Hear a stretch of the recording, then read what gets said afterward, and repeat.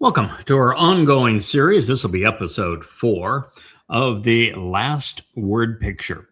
We are taking a very close and up personal examination of the final proverb, which in Hebrew is a Mashal, and it means to paint pictures with words. And oh my, does this one have a beautiful portrait. It actually is the portrait of my beloved wife that is presented in this. And well, someone might say, well, that's a bit presumptuous, isn't it? No, it is not. We've already covered many proof texts to show that it is, in fact, of my wife. Our Wookiee here has just decided that he has not had his fill thus far of cappuccino. So we have a spoiled pooch. Nevertheless, we have delved into the text of what Ruth had to say, what Leah had to say 4,000 years ago, what Yahowah had to say, what Dowd had to say about the Amah, this woman that was brought to him that actually restored his relationship with Yahowah so that she could restore ours. And we are going to learn as we move through this text that she is representing the taruw'ah, of which there are only 3. 3 times it's going to be said that she is married, her husband is Baal, and that he is Yada. His name is Yada, yes. Yeah, his name is Yada. He is known as Yada. And that the descriptions of her leave no doubt. And it's not so much that this is, well, it's a big deal that the final word picture would paint a portrait of a woman and what she accomplished long ago, 3,000 years ago to be exact. It's the lessons we can learn from this. And one of the lessons is that while the Towrah is replete with some extraordinary men doing exceptional things, as it turns out, the most important of all men was saved by a woman. And had it not been for this woman, we wouldn't be here. The planet wouldn't be here. There'd be no purpose to life. So there's a lot that is writing on this. So as we press forward and pick up exactly where we left off on the last program, if you haven't listened to previous programs, it'll sound like we're just jumping right into the middle of this. But this is where we left off on episode 3. And as we press forward, the man whose sacrifice would be symbolized by wine, Passover, would apparently consume way too much of it before it was time. He drowned his guilt in the fruit of the vine. Therefore, his surrogate mother remarked to him, "It is not for those authorized to govern, Lamow, one inseparable from God. No, not for kings, not for counselors or leaders to be drunk, especially with wine, or for those who govern in a significant or judicious capacity to crave intoxicating libations. Otherwise, perhaps, he would continually get drunk, and he'd forget, even overlook and ignore what has been written as inscribed prescriptions and change, creating different variations each year of the means to determine right and wrong, executing good judgment regarding all of the children of the afflicted and suffering, the harassed and the persecuted." That is Mashal, word picture 31, 4, and 5.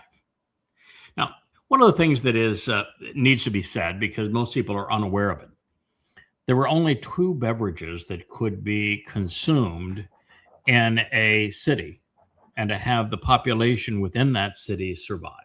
Yeah. You know what they were? Beer and wine. Beer and wine. And why were beer and wine the go-to beverage for everyone living? Because water was deadly. Pardon? Water was deadly. Yeah, water was deadly. It had pathogens in it. Yes, And before absolutely. they had chlorine to chlorinate it, Mhm. before they knew to boil it to get rid of the pathogens, Or how sanitation. the alcohol that was developed from fermenting yeast killed the pathogens in water. Mhm. And the reason for that, the water being contaminated, is when lots of people live together, the sanitary conditions are not good. They have a tendency to tinkle and poo in places where they shouldn't. And so this made civilization impossible without beer and wine. So everyone, I mean, even children, drank beer and wine. Otherwise, they could not have survived. So it is not uncommon that someone would have a little too much to drink. But your lecture to Dowd in this case was you're drinking too much. And, it was likely that this was the case too, because his judgment was impaired. He made a number of really bad decisions at this time.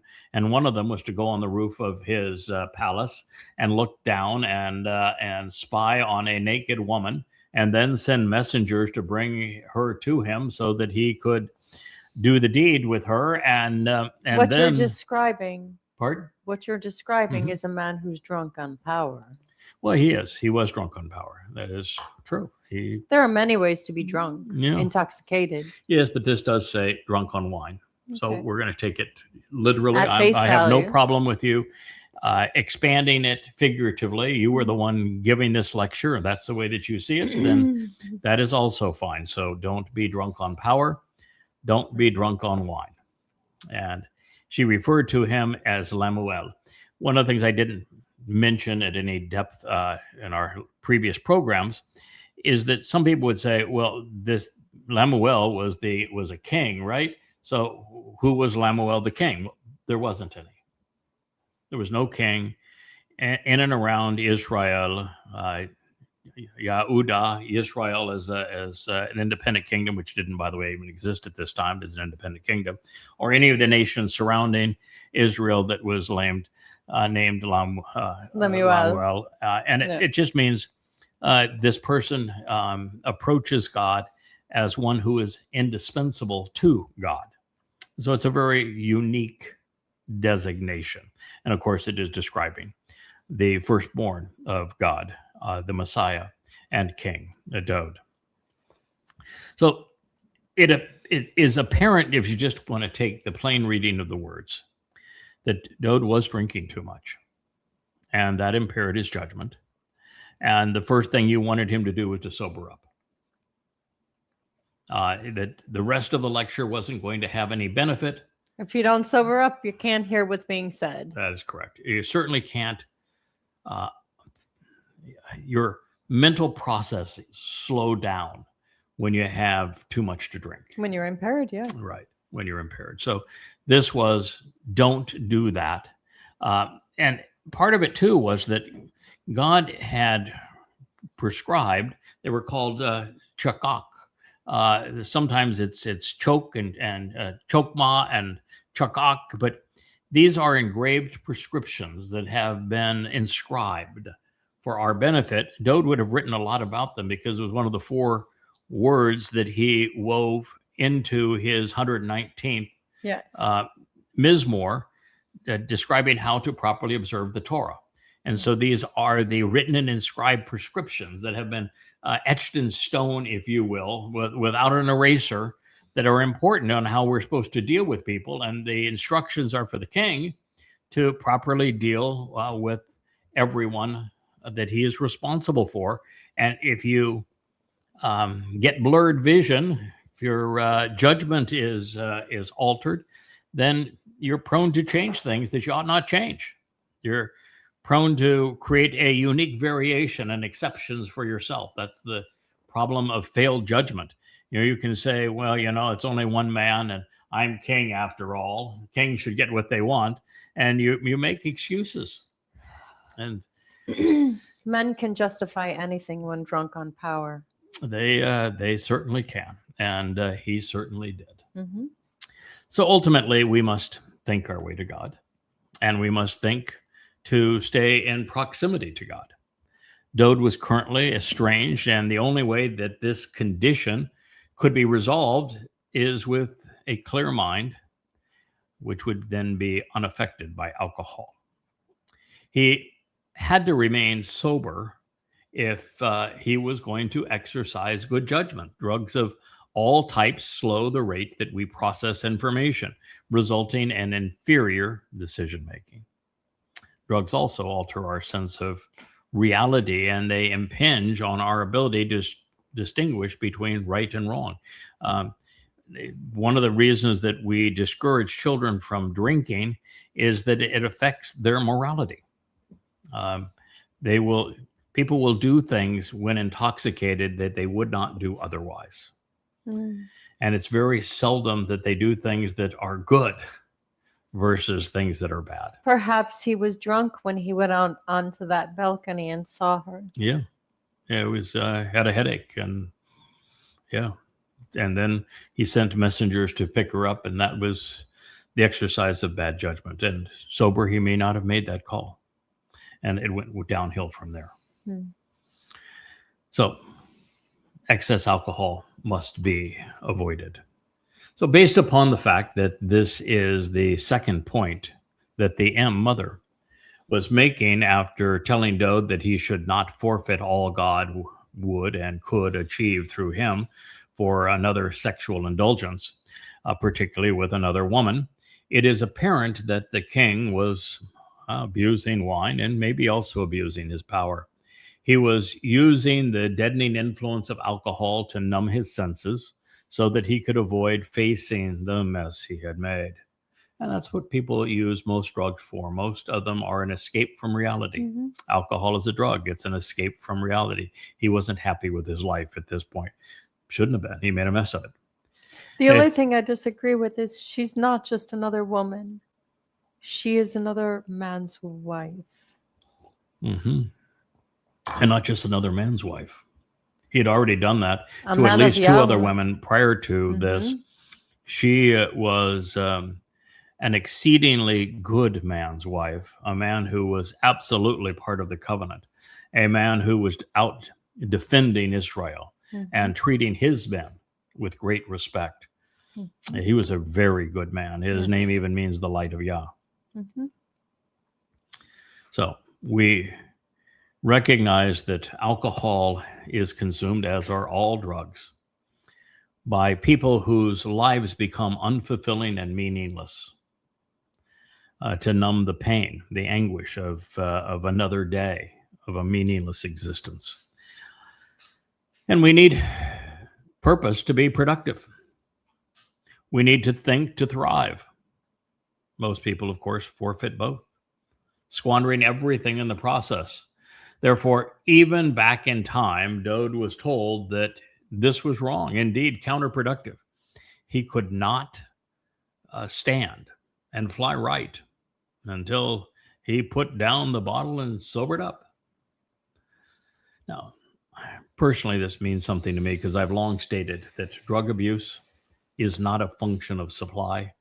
You can go fight a war on drugs all day long, and you will get absolutely nowhere. It's like prohibition. They'll actually start making it in the bathtub. You make it worse, not better, because drug abuse is not a function of supply. It's a function of demand. When there are cravings, others will always find a way to fulfill them.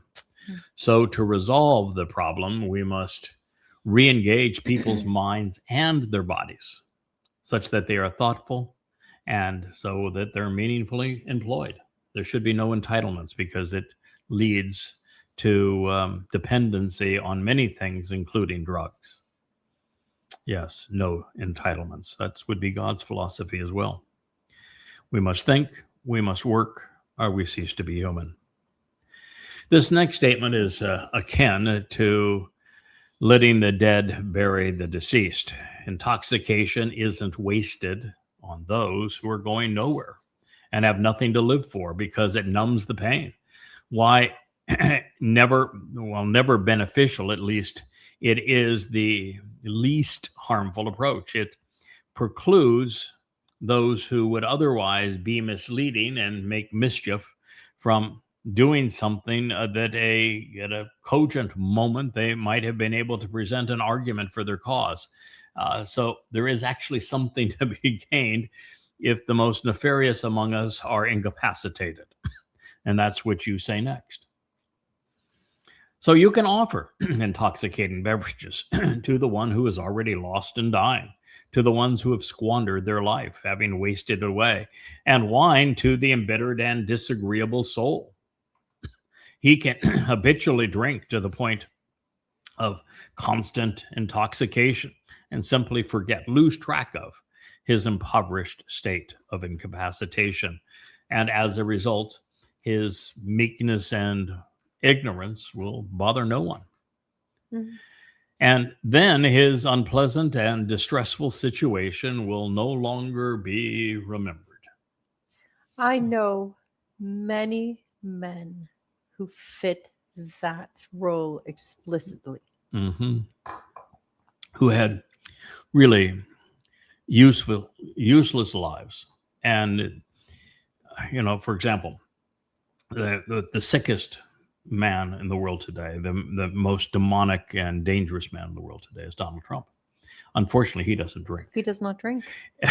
And so imagine he does all this sober as Can you imagine how much better it would be, is your advice? Yes. If he was drunk as a skunk, because hanging out in the bar with he'd be more floozy passive. Women. Yeah, he'd be more passive. Yes, he would. And more self-indulgent as opposed to so destructive. Mm-hmm. So that's your advice. You're saying, listen, as a king, you have responsibilities. Let them drink. And I want you to remember the prescription that Yahowah has etched in stone. I don't want you to change them because, well, his predecessor had. Shaul decided that he could alter Yahowah's Torah instructions, did so. God pulled his spirit from him. He became demon possessed and got his head handed to him. So I said, that is a bad way to go. Yeah. So you don't want to do that. It was your advice. So if somebody's going to drink to excess, let it be those who are already squandering their lives, who are useless and misleading, because it'll slow them down.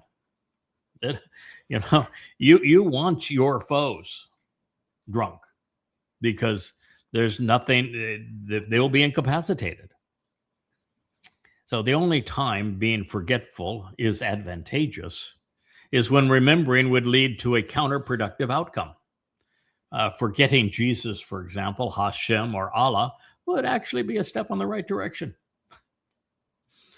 Some claim that alcohol emboldens people, but for most, it's actually a depressant rather than a stimulant. As a result, drinking to excess more typically makes the intoxicated individual more timid, in addition to being dumbed down to the point of ignorance.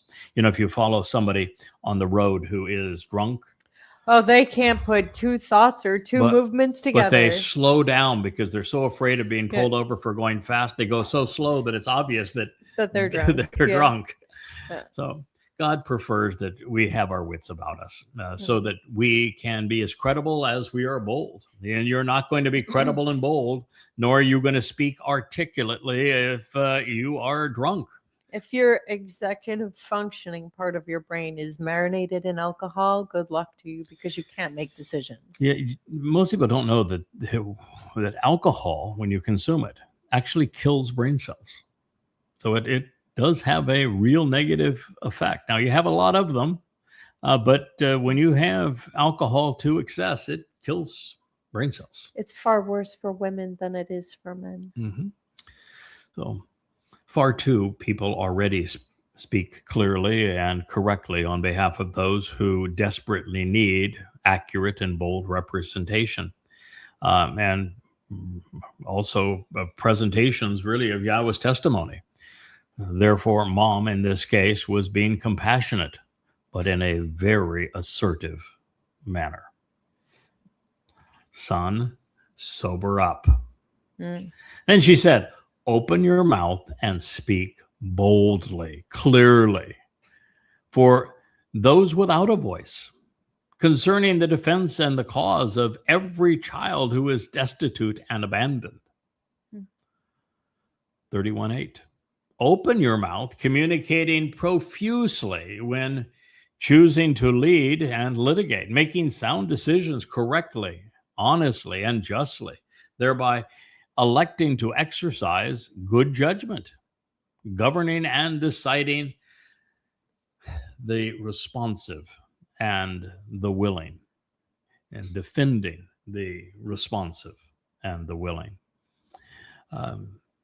Powerful conclusion here that as king, you have responsibilities. One of the reasons. Oh, you mean I told him to suck it up, Buttercup? Yeah. As king, you have a responsibility. And the single most important thing that a good king is going to be focused on is those who need the king's help.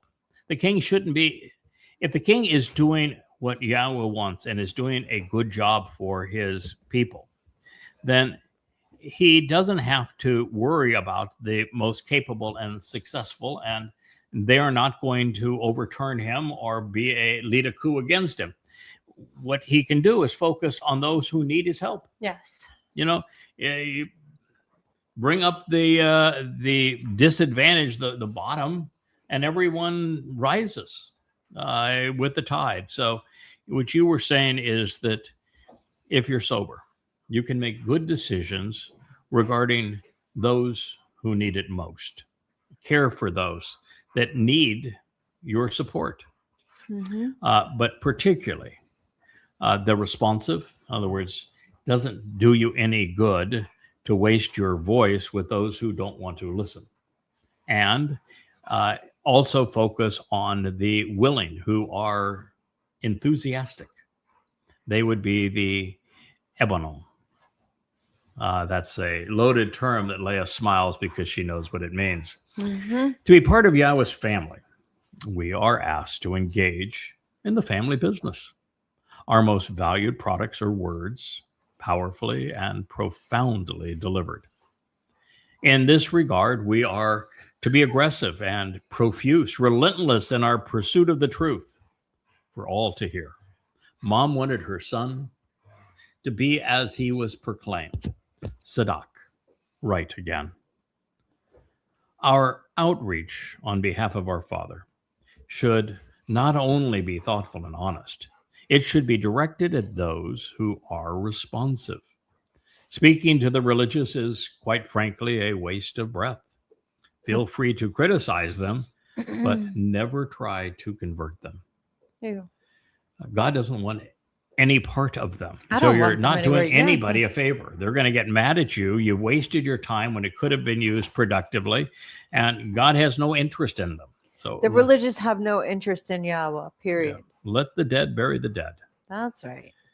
Next. Now, this statement concludes with an interesting depiction from the Amah, this productive mother. She directed our attention to the Ebyownym. Excuse me. They are the enthusiastically willing and acceptable. These are the men that actually recorded Dowd's Sermon on the Mount and his Olivet Discourse. Decidedly anti-Christian narratives that we wouldn't have access to today without them. So we need to be grateful to them. They represent the only significant portions of the otherwise fraudulent Gospel of Matthew, those which were not plagiarized from the hearsay accounts of Mark and Luke, which represent some 75% of the text. But these insertions from the Ebyownym are genuinely a gift to us. Otherwise, we wouldn't have any contemporaneous statements of Dowd when he fulfilled Pesach, Matzah, and Bakorim, other than his own eyewitness in the 22nd and 88th Mizmor. The answer to this next question is provided throughout Dowd's Psalms, where the king thanks Yahowah for providing his Amah.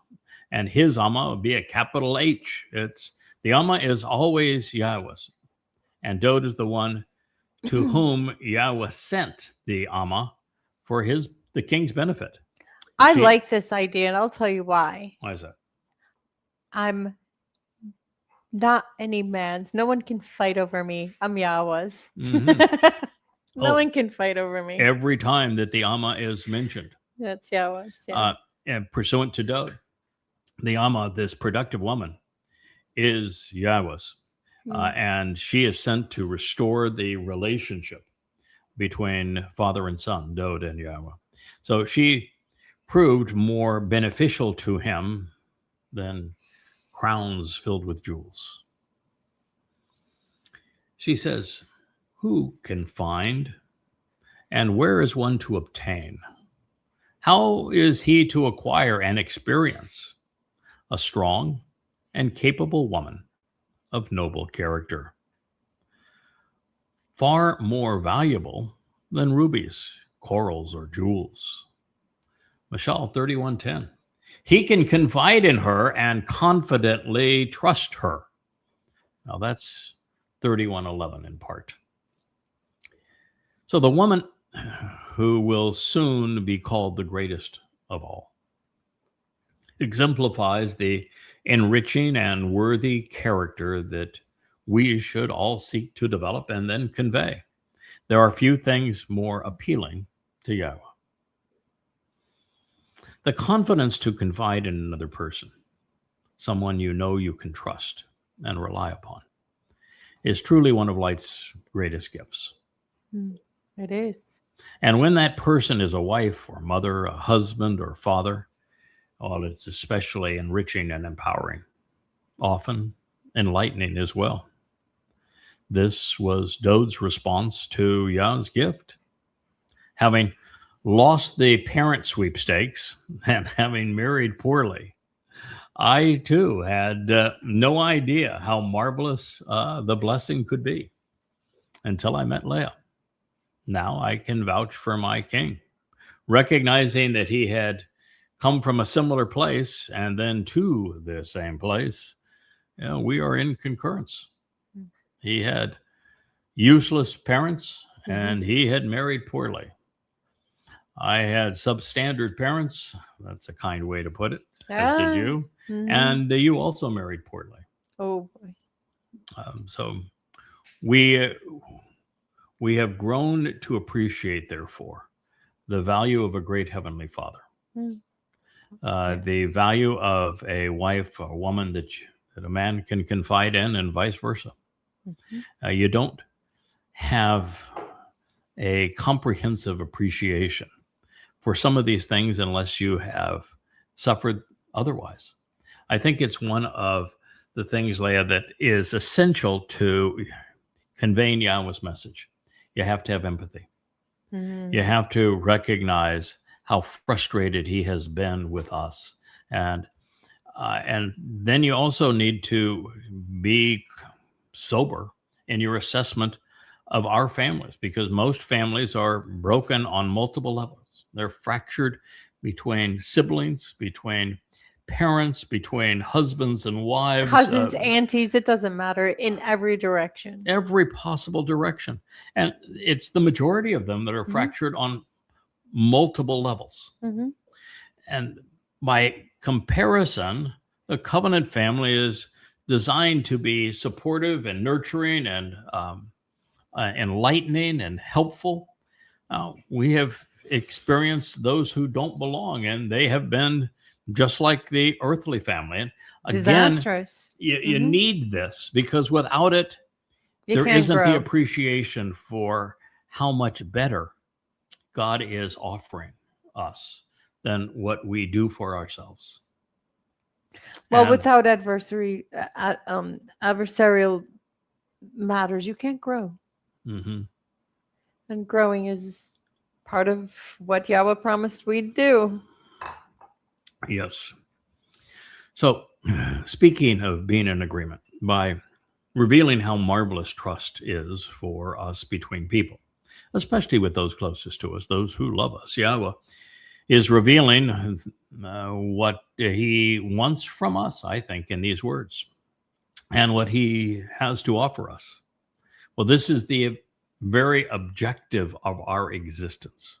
It's the reason God created us in the first place. To have somebody he could confide in, he could trust, he could rely upon, someone close to him that was out doing things with him. That if he turned his back, he wasn't worried. That if they made a mistake, he knew they would figure it out and we would grow from it. That weren't going to make a bad situation worse. That weren't going to try to cheat him or themselves. This is what God's looking for. Yeah, I think it's the antidote to apathetic Adam. Yes. The opposite to apathy is attention, discernment. Yeah. Dowd had become far too much like Adam. His wives were far too much like Towrah. The purpose of this final word picture is to provide a contrast.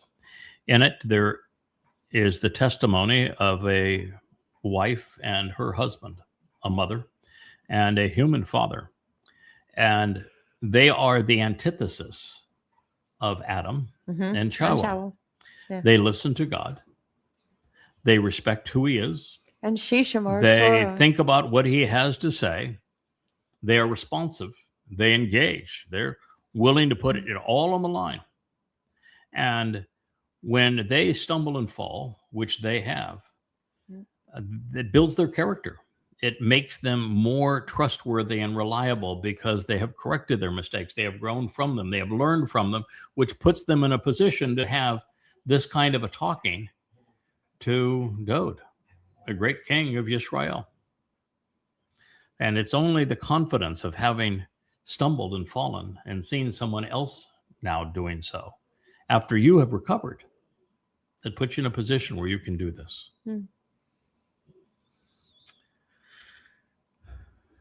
So relationships thrive, they blossom, and they grow when love and trust coalesce and both parties are invested and engaged.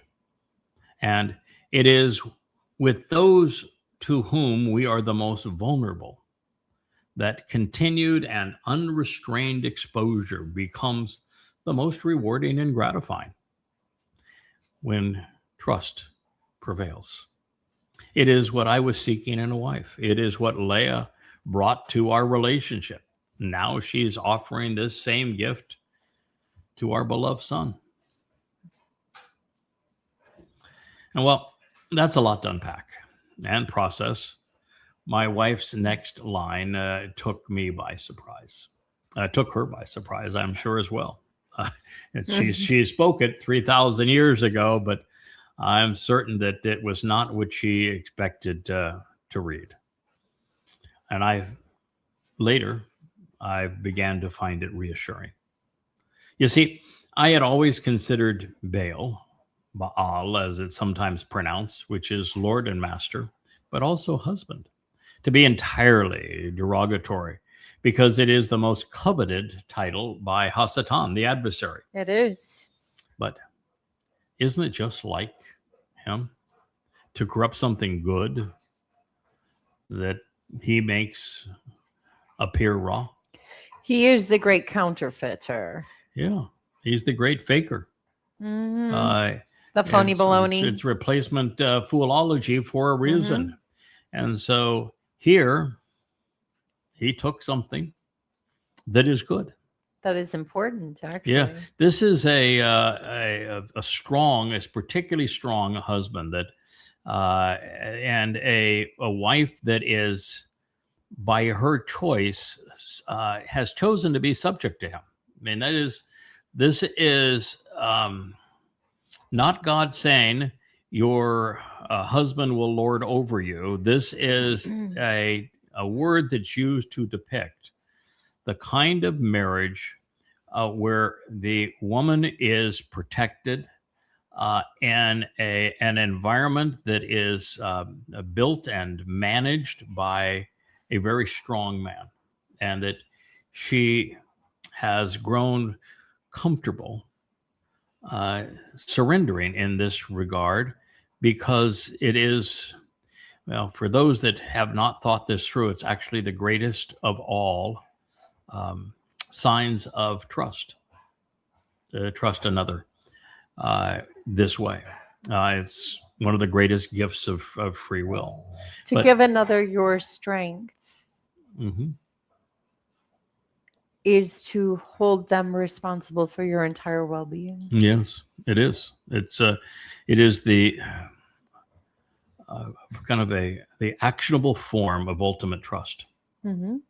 And it is like so many things that I have shared previously, and this psalm is, this proverb is for you the same thing, that the most enjoyable of all states is to have the benefit without the responsibility.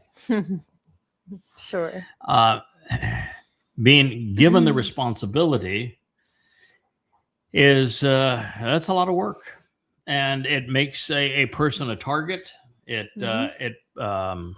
It means they have to perform. Sure. That's why I was so much happier in doing Yahowah as Yada, as somebody who was seeking to know but was anonymous. And that when God said, no, we're not going to do it that way because that's not the way I do it. And we said, okay, we're going to go where the words lead. And then he had hundreds of titles and probably 1,000 depictions. You realize that with that goes tremendous responsibility, and you get a target on your head, and it becomes far less comfortable. Now you have sure benefits, but you also have responsibility.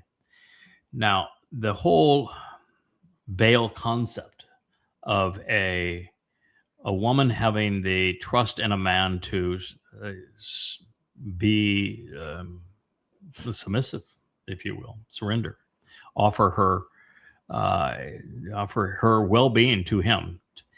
He now picks up the responsibility. Mm-hmm. He has to care more about her than he does himself. Everything he does, if he's doing this correctly, is focused more on, are her needs being met? Is she better off? Is she better protected? Is she more nurtured and more able, based upon the decisions that we're making, than she would be otherwise? You gain responsibility. Mm-hmm. And gaining responsibility sometimes is good, sometimes is bad. You, by being the subject of the final word picture, now have come into the spotlight, where you preferred, as an introvert, deeply prefer to be behind the scenes. Mm-hmm. But you can't be that anymore. God has changed that. And there's no going back.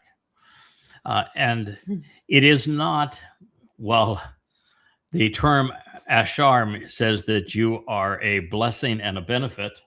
You are to others, but this is not a blessing and benefit to you. No. It's that you become a blessing and benefit to others. Yes. As the Amah. Because I can assure you, it does not feel like a blessing. Yes. As the Amah, the productive mother of Yahowah, you now have the responsibility for the covenant children. I've actually been playing the role of that responsibility for a very long time. Mm-hmm. But not the acknowledged responsibility, the quiet responsibility. Mm-hmm. I'm going to do the best I can for them, and anything I contribute is better than somebody not doing it. Well, that ain't the case anymore, sweetheart. It's just like me. I began this thinking, I'm enjoying this. I'm devoted to it. I'm learning a lot. We've written a bunch of books and shared just a great bunch of information in this wonderful. Yeah. And then all of a sudden we read the story of the Towrah, and you say, well, there's nobody else in all of human history that fits other than me. And then you read the story of the Nakar, and you go, oh my. And then you read about the Zeroah, and you go, and it just kept going on and on and on. Goodness. And what did I tell you? Suck it up, Buttercup. Yeah, oh my. After a while, you go, okay, so we're not going to be anonymous anymore. God, do you have any idea what that's going to do to my life? Yeah. Because at this point, I have to be all in. I can never take at least until the job is done, I cannot take a vacation. No. I can't have any other interests. No. It's all no hobbies. It's all in every day, as much as a person can be committed to this. It's, I'm over 70 years old and I'm working 90-hour weeks. Yes. this is all in. And even that, my time is hugely augmented by your research and contributions, Rich doing the production of these programs, and so many other essential members of our team that are supportive of this. But I just want you to know that when this presentation makes it obvious that Leah is the mother who is addressing Dowd in this circumstance, that this is not a grab for power from Miss Leah. The moment that it became obvious, it just tears in her eyes, because it's frightening, it's scary, it's overwhelming, because we know what happens every time attention is drawn to someone, particularly if it's by God. We know what happens. Oh yeah. Yeah. Look what happened to Abraham. Look what happened to Jacob, and look what happened to Moshe.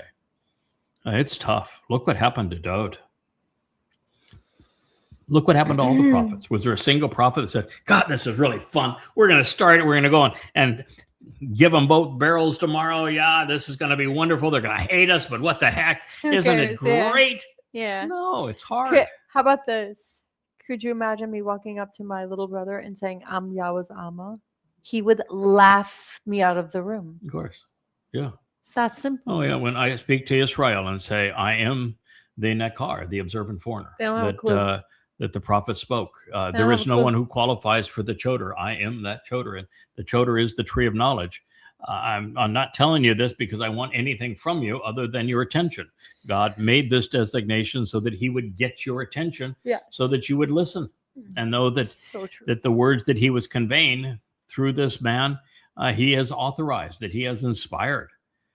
And so that's the reason why God does not do it anonymously. He was very clear when Miriam said that we also speak for God, and Yahweh shot right back, no, you don't. I don't think so. No, when I inspire someone to speak for me, he knows it and you know it, because I've made it abundantly clear that I have chosen this person to speak for me, which is why there are, upwards of 1,000 references to this particular job. It's always been so amazing to me, Leah, that there are all these people in Judaism. They're looking for a returning Messiah, an unnamed turning Messiah, and there are virtually no prophecies about a returning Messiah. And yet, in Christianity, what a great way to compete with the Christians. Yeah, and then the Christians they got theirs. We need ours. Their guy was the arrival of the promised Messiah, but there isn't a promised Messiah. No.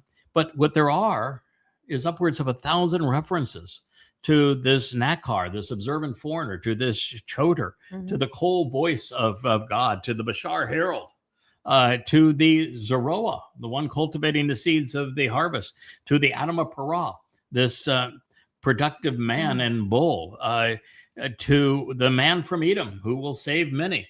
It goes on and on and on with the lesser luminary reflecting the greater luminary's light, the personification of the tree of knowledge through the depiction of the Choter. And with the Choter, there's 11 spirits of Yah that inspire him. And no one is looking for this, the most decisive individual ever. I mean, occasionally I will post that Donald Trump is the Antichrist. And of course, we know there was no Christ. So you technically can't be an Antichrist. I use the term because it is the term that people can relate to the condition of Donald Trump. He is not only demon possessed, it's Satan himself who is residing within Trump. And there are many, many prophecies that pertain to this. And I've used the term Torahless one to describe him, the great betrayer.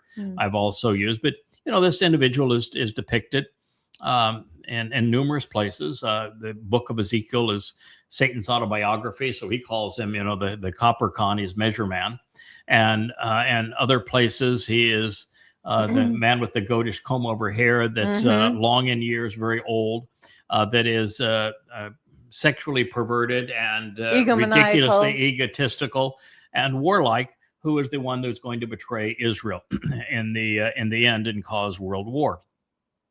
But so there's some references to this individual. But by comparison, there's 1,000 times more references to the role that God has asked me to play. And yet when I tell people, listen, I'm not bragging here. I just want you to know that God wants to bring this to your attention because he would like to invite you to go to Yahowah.com and read the book of Yahowah, because he is speaking through me at this time to you. Well, it doesn't even resonate. They're not even curious. No, but they, concerning this specific Mashal, they have built an entire industry around what is known as the Ashachayel, which is the virtuous woman. They don't have a clue as to who she is. They have an entire industry. Of course. And Roman Catholicism created Mary. I couldn't have picked a worse name, because Mary means embittered and rebellious. That she was the mother of God and the queen of heaven and all of the Madonna and child, and it's based upon the Asherah myth. Going back to ancient Babylon, and of course it permeates all of the Greek and Roman religions as well. And so God is saying, no, there is no mother of God. Dowd is not God. He is my firstborn, but he is not God. And his birth mother is so irrelevant, she's unknown. So let's be clear on all of this. There is no queen of heaven. And there's no Shekinah. But there is either. a productive mother that nurtures the covenant. And she is Ashar, blessed and beneficial. And she saved our Savior from Do you know himself. how you become Ashar? By Shemar Towrah. You Shemar Towrah. That's the whole. That's how it's done. Shemar Towrah. Yeah, that's what this says towards the end of this testimony. So clearly, that is a lot, as we have said, to unpack and process. So with my wife's next line, as she's talking to Dowd, she uses Baal, the Lord and Master. And while I'd always thought of it to be derogatory because there were prophets promoting Baal as a god, from Yahweh's point of view, Baal is the strong and forceful husband of his Amah, of this woman. And Eliah did not rail against Asherah and Baal. He railed against those who spoke for them. That's right. The ones that turned, it was Asherah and Baal into religious gods. They're not. I mean, one of the 12 tribes is named Asher. And Leah, when she is able to give Jacob Asher, the son, by way of her maid, announces that she is therefore Ashar, blessed, and that she is a benefit to all as a result of this. So it's a name that God cherishes, or he would not have allowed it to be used this way. Right. Leah is the mother of Yahud, of Jews, but it's celebrated in this way. Yeah, and one missing detail. When that starts, when she hands her handmaid over to Zilpah to produce another child, she realized that she was barren. Yes. Small detail. Yeah. At that point, she was barren. Yeah. There are, as you found, there are 6 women that are presented barren. Yes, 6 women. Leah is the 6th, and even after bearing children, she was made barren. The other 5 all had that resolved by God. Sarah, of course, being the most famous of them. But all of them had it resolved by God. You were the sixth. And according to what we're going to read here, and then in the supportive 54th chapter of Yahowah, in your marriage to Baal, it is resolved in your case. So it's one of the favorite things that Yahowah resolves. So celebrate, sing a great song, O barren woman. So in this light, Baal, as I have shared, also means husband, albeit with an interesting twist. And so now the question is, do I share those insights with you? Because I don't know really how vulnerable I should become in conveying the full intent of my wife's confession, not knowing whether or not I can trust all of you who are listening to this or who may read it on a future date. But at least this much I will offer you. I'm obliged to affirm that it was my wife, Leah, speaking to our son, Dowd, who disclosed this insight into our relationship. Further, so you're the one that brought it up. Dowd is reporting it. This is what he recalls of that narrative that you had with him. So in that way, we have to go where the words lead, because it was an inspired text. Further, as an inspired prophetic portrayal, Leah is a very strong, Oz is the Hebrew term, and chokmah, intelligent woman, which is stated here in this last word picture. So this is not a weak woman that is submitting. This is an extremely strong and intelligent woman. She ran her own business, a luxury fashion label in a highly competitive sector where she was the chief stylist, fashion designer, procurement agent for the finest fabrics, lead seamstress, promoter, saleswoman, CEO, and CFO. She was a boss lady in a man's world. And it became worse when she finally was married, because her first husband was a submissive man. Oh, yeah. That's not an attractive thing for a strong woman to be married to a submissive man. No. Doesn't work very well. So we hadn't been together more than a few days when the subject of role playing to keep the relationship exciting and fun arose.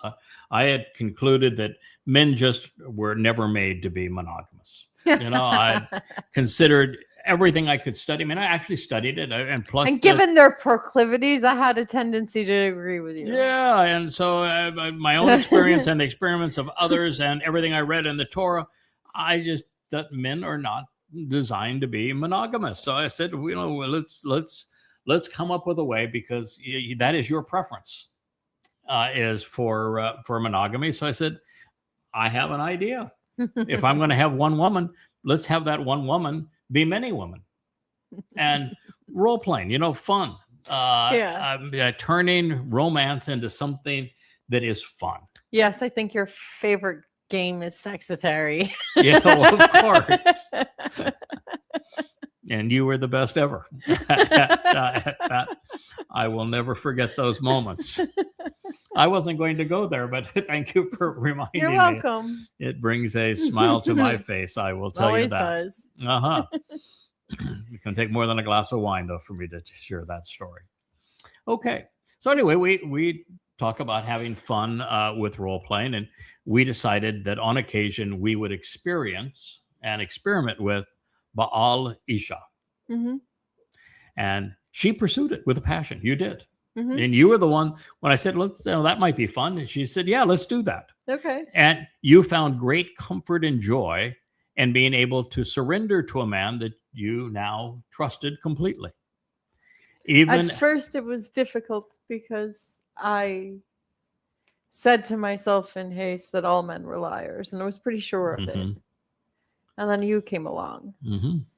And it did take a little while for me to open up, but Yes, when I was there, I learned that I could trust you. Yes. So you thought it would be fun to do this. And so even as a thin slice of our love, Very. you actually wrote your most romantic poems about our most romantic moments as I would treasure them in playing in this regard. Now, I understand that if that is more than many of those listening wanted to hear, but it is your confession. You made it 3,000 years ago. Dowd recorded it. I'm just coming up to speed with it. These are Love your is words. love. Yeah, these are your words, and they love is love. I grew up in that era. Love is love. Yeah, love is love. They provide That's a right. marvelous window into loving relationships with spouses and with our God. So I have free will, and so does Leah. Yes. And she isn't surrendering it to respond in this manner. Instead, she is saying, I implicitly, emotionally, and mentally trust you, such that I'm willing to make myself completely vulnerable to you, knowing that I now bear myself the responsibility to treat her as a precious jewel, as someone more valuable than my own life. Now, there's no life and death kind of thing here, but there is in terms of the sense of if you drop the ball, I'm walking. Yeah, it's just that easy. If you blow it, you've ruined the relationship. Yes.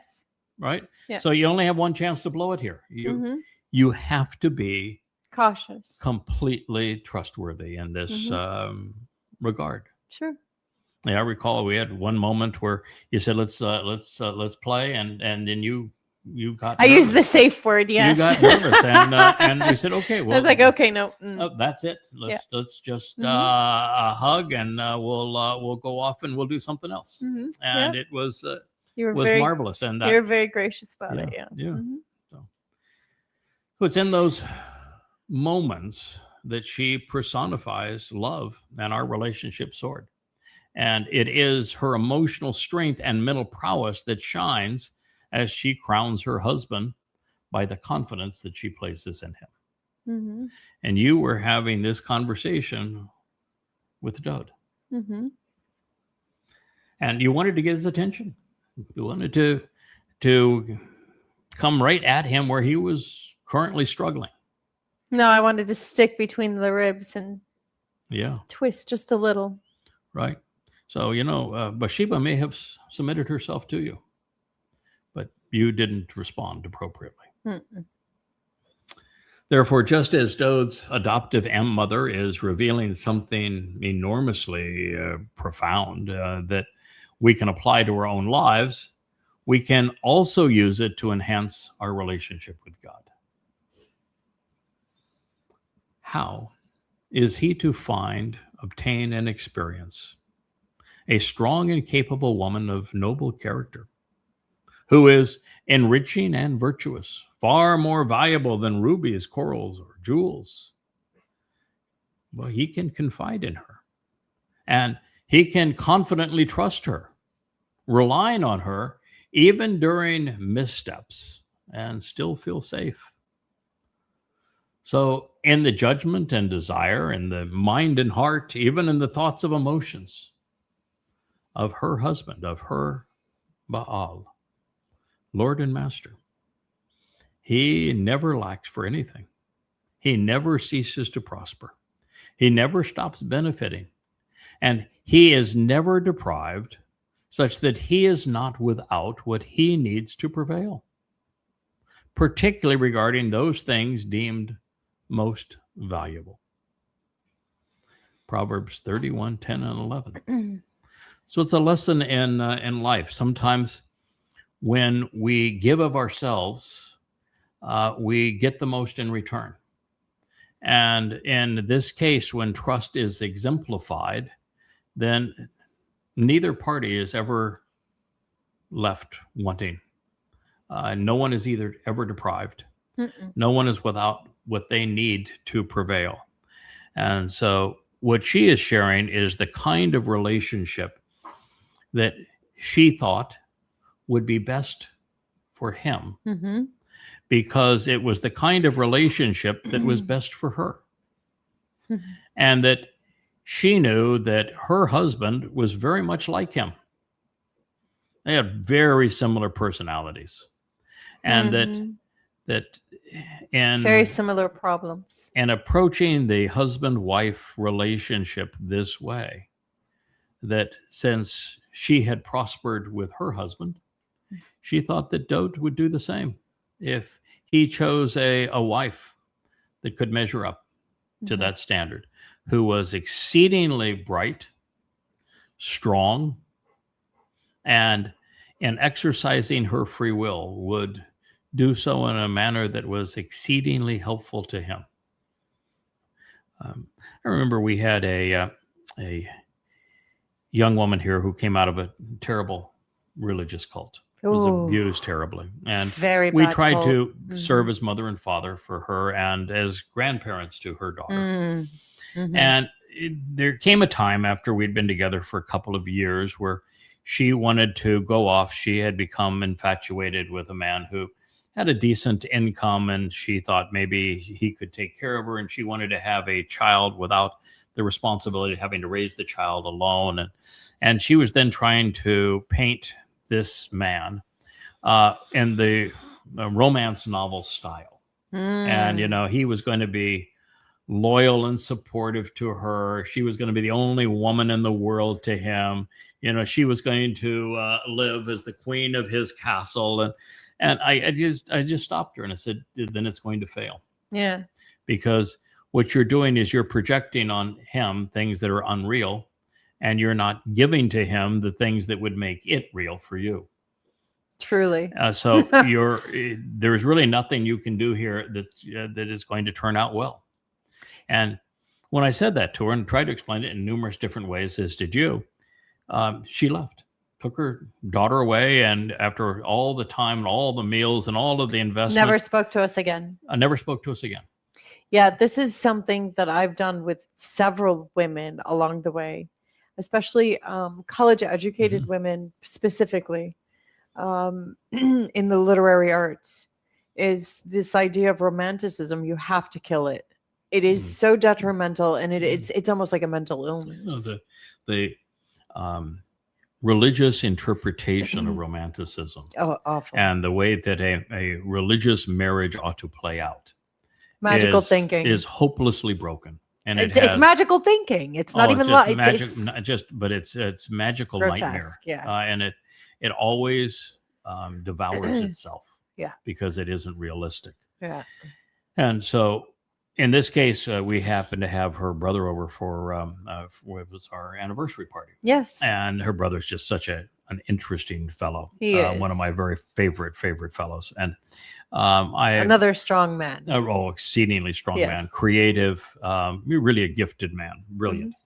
And so I asked him. I said, we haven't heard for a while, and I re-explained to him our goal with your sister was to be mother and father, to role play mother and father, so that she got the kind of counsel and support that she needed, and that we worked as grandparents to her daughter. And we had this conversation about that she had unrealistic expectations with a man, and we thought that it was going to turn out very badly for her if she pursued that. And she just left, and we didn't hear from her again. How did it turn out? She has two children. His response was unbelievably awful. Everything that could go wrong has gone wrong. She has no ongoing relationship now, really, with her daughter. She's now in a bad situation because he's terrible, and she has two more children by him now, and she's trapped. She's trapped. Yeah. So, one of the messages of this marvelous word picture is that when a strong woman offers advice and makes herself vulnerable, as you did, in offering this kind of advice, you ought to capitalize upon it and be exceedingly appreciative for it. That's the message of this mizmor. So strength of character is the catalyst for all of this. Trust is essential. When they are present, there are no limits to what we can achieve. Under such circumstances, our missteps become the stepping stones of progress.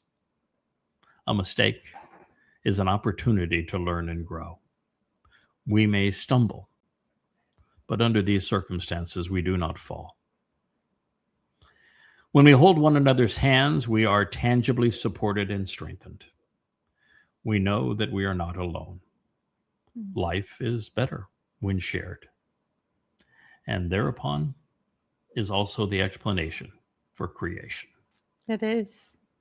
It's the recipe for a perfect marriage. It is. And it is the very menu that God has laid out for us for a loving and productive relationship with Him. Mm-hmm. Under such circumstances, our missteps become stepping stones to progress. And growth. A mistake is an opportunity to learn and grow. Mm-hmm. We may stumble, but we do not fall. When we hold one another's hand, we are tangibly supported and strengthened. We know that we are not alone. Life is better when shared. And therein is the explanation for marriage and creation. And family. Mm-hmm. Now, these are the things that our king, Dowd, had not experienced. Not from another person, ever.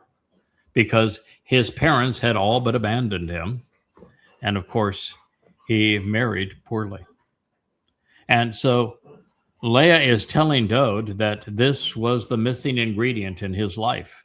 She was not only revealing that we, as surrogate parents, would provide for this man, but she was also affirming that if he were to trust Yahowah to help him recover from his current predicament, from his poor judgment regarding a woman that had been caused by him, that he would never lack for anything going forward. And God even affirms this. If he had asked me for anything, I would have given it to him. Yep. He would not only succeed fulfilling his destiny, God would fulfill his heart's desire along the way. Yep. Now, I did share this in our last program, maybe 2 programs ago, but I want to repeat it. Leah did not go back in time. No. To meet with Dowd. That would be impossible. Mm-hmm. You cannot go back in time and affect the past. No.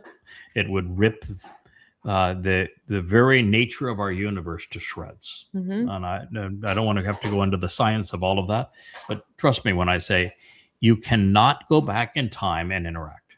No. Ever. No. Leah's not going back in time. No. Leah is one of 2 people that we know God chose to interject throughout time.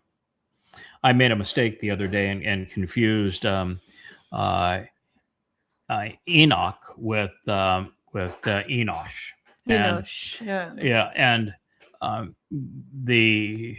when God says with Enoch, he was walking with God, and then he was not. That God took him. That name isn't based on Enoch, which means mortal. It's based on something far more valuable to the point that I was making.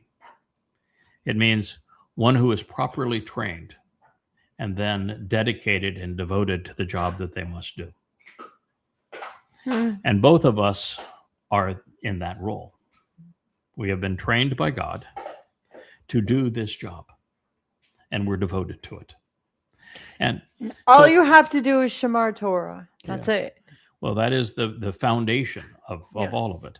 And what God has done here is that he created an environment where chaos can still reign. Oh, yeah. And he had to, otherwise there's no free will, or otherwise he would have predestined the outcome. And so there has to be fundamental chaos in the system. And therefore, there are many, many ways that God's plans could have unraveled, because when he caused the fall of man, it wasn't to man's detriment, but to man's benefit. because it was the only thing that gave humankind A second the chance. ability to have the kind of experiences where we could learn and grow and demonstrate that we were trustworthy, and we could ultimately be taken off this planet and given empowered bodies of light energy. So what God needed to do along the way is at very vulnerable moments, he needed to protect his interests. And I've shared that one of those, even using the term Amah, productive mother, was when a productive mother, Leah, was dispatched to make certain that Moshe's life was not only spared, but that he would be adopted within the Pharaoh's household, not because Pharaoh was good, he was awful, so that he could be exposed to the terrible nature of religion, of politics, of the caste economic system, of militarism. And he knew that the character of this man would ultimately rise to the occasion, and he would oppose those things. Yes. But if Moshe had not been given that opportunity, if genocide had continued to be perpetrated against the Israelites, then the whole plan unravels. Yep. And so you were sent there to make certain that he ended up in the place that Yahweh wanted him for the whole play to continue to work out as it did. Another example is that Dowd is the central figure of this whole story. Everything hinges, literally, the door swings to life and death based upon Dowd's relationship with Yahweh and his willingness to do as it needed to be done to fulfill Pesach, Matzah, and Bakodim. Yep. And he fell off the wagon. He was a really, really bad boy. And God couldn't just look the other way and intervene and say, come on, boy, we'll work this out. No, but what he did is he sent his Amah. And that's why Dowd and many of these Mizmor says, oh, Yahweh, thank you for sending this miraculous woman, your Amah, to me to release the shackles that I had placed on myself so I can be free of all of this. And now we can work together again. And now he says, celebrating, I can be your servant again. I can be your co-worker because you sent your Amah. So she is inserted all a long time. It's usually the role of a woman to smooth over the arguments between men. Yep. Well, there's also places where the man got inserted to help Dowd, when we were trying to relocate the Ark of the Covenant. And Yahweh's metaphor was the bull was going to get it in the right place. That's the work of the Adam of Parah. Yes. And for taruw'ah, for Dowd to anoint it on Kippurim when he returns. And a man who was too full of himself, who became, from God's point of view, a treacherous woman, he renamed him her, got in the way, tried to circumvent God's metaphor. And Dowd had a conniption fit, thought that God had overreacted.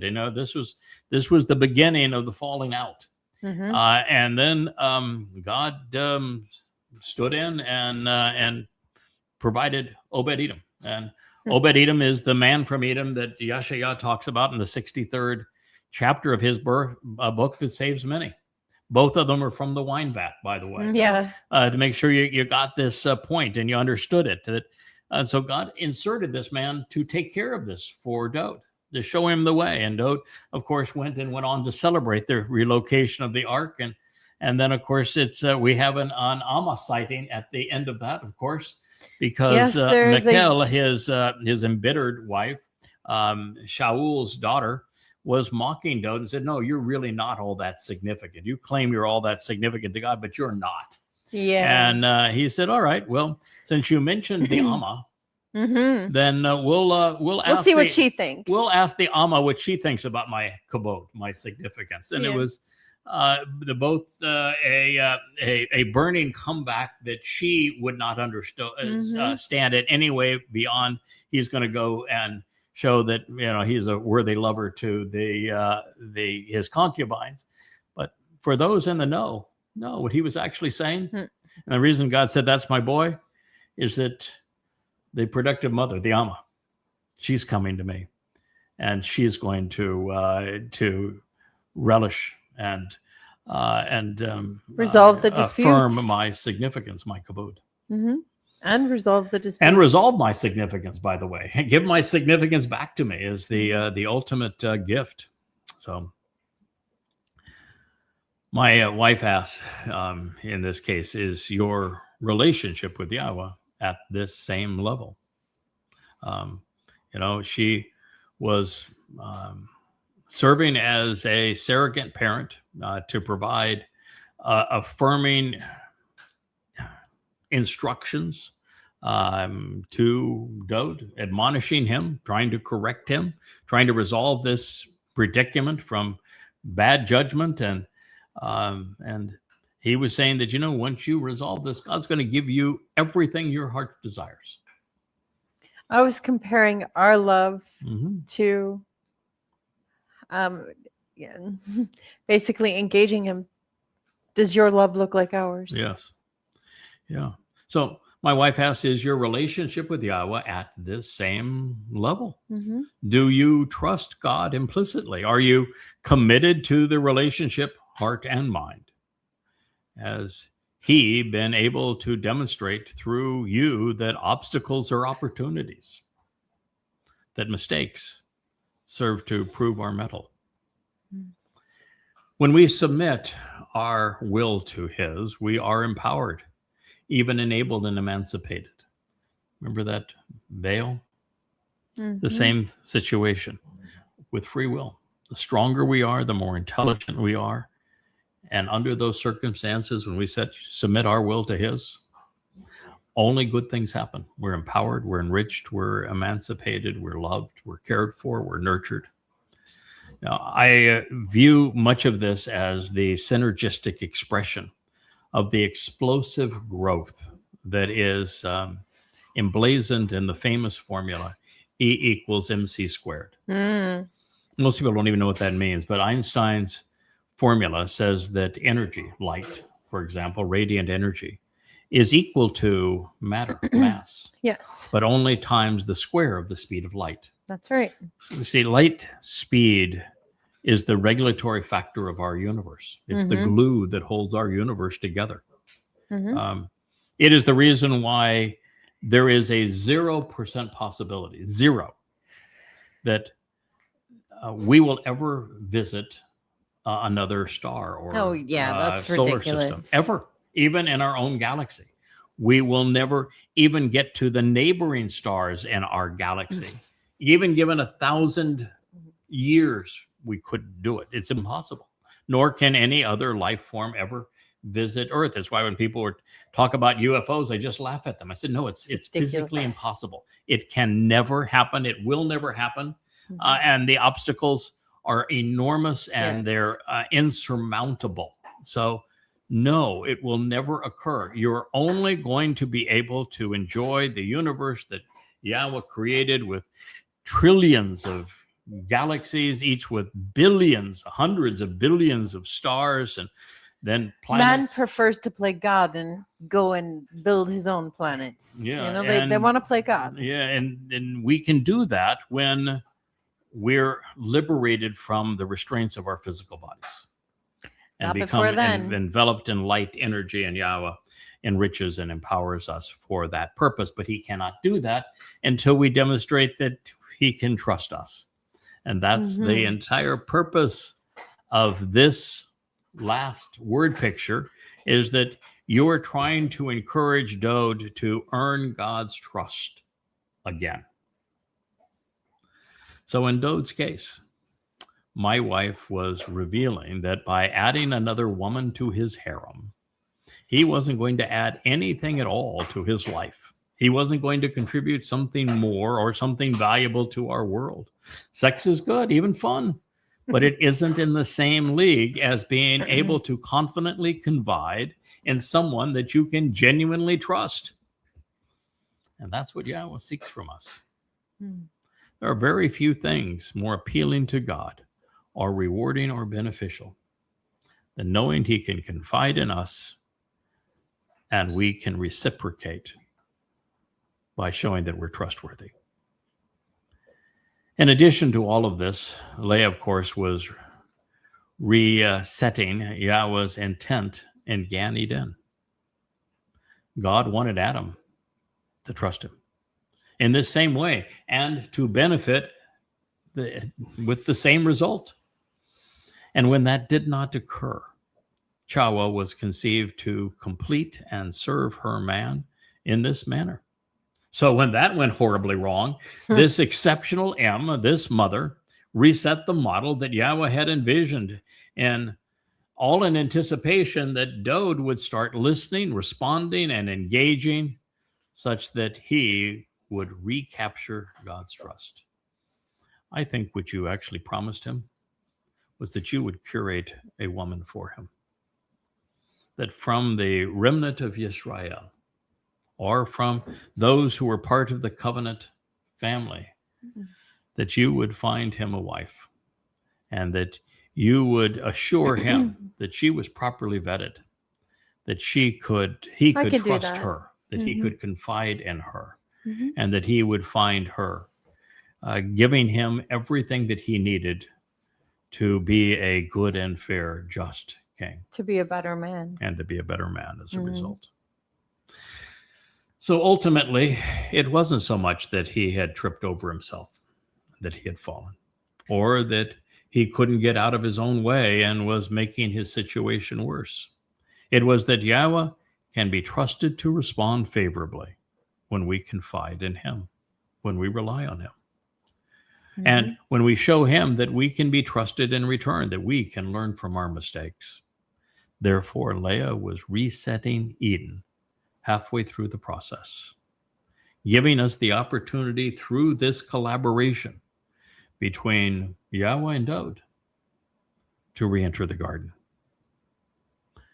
A good woman, the one who is courageous and cerebral, is the power behind the throne.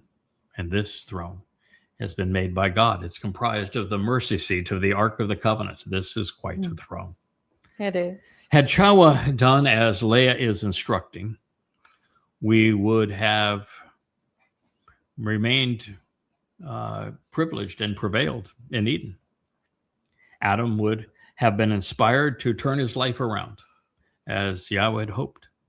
He would have been off and exploring the universe and dimensions well beyond our own and enjoying our Creator's company. If only.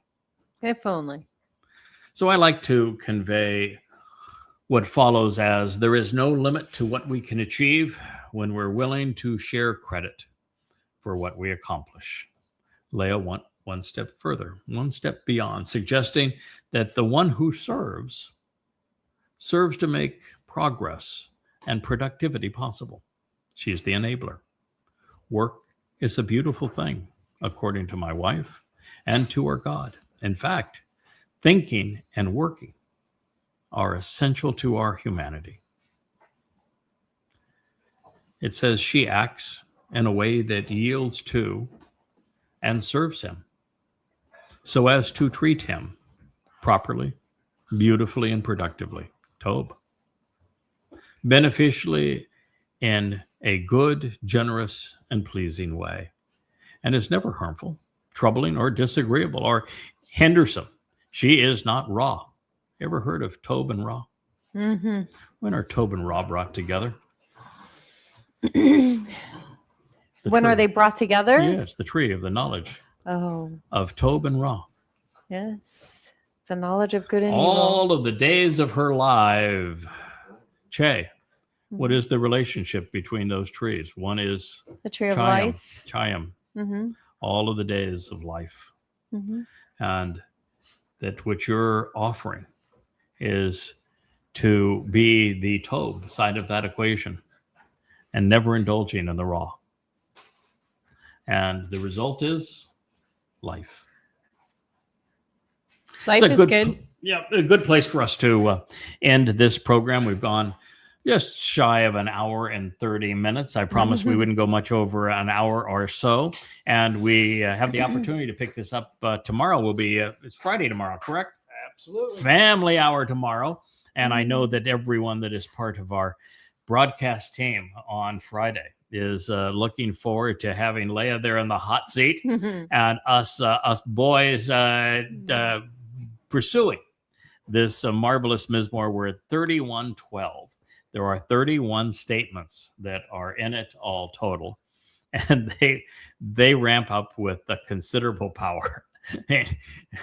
Dowd is saying, okay, this was good. This was another thing. It's really good. This is great. This is tremendous. This is wonderful. And then wham, this is the best ever. And there is nothing that could ever be compared to the mother that provided the greatest gift of all. She resolved the fractured relationship between the ultimate father and ultimate son. Well, I end this whole discussion by saying that we read in Isaiah 9, that God gave his son to us. Well, there was a woman who gift wrapped him first and adorned him for success, making that gift possible. Imagine that. Imagine that. Well, I thank you all for listening. It's been a wonderful trip down memory lane, and so many life lessons, and this beautiful word picture, the last Mashal, Proverb 31. We'll talk to you tomorrow. Good evening.